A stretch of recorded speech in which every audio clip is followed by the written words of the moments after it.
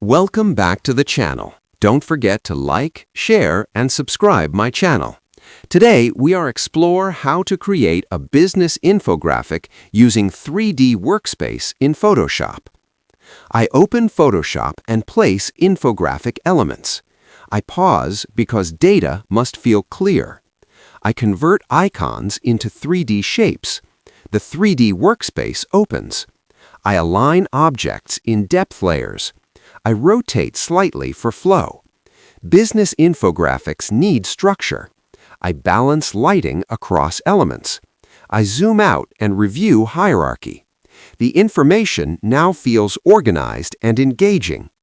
3D Workspace improves understanding visually.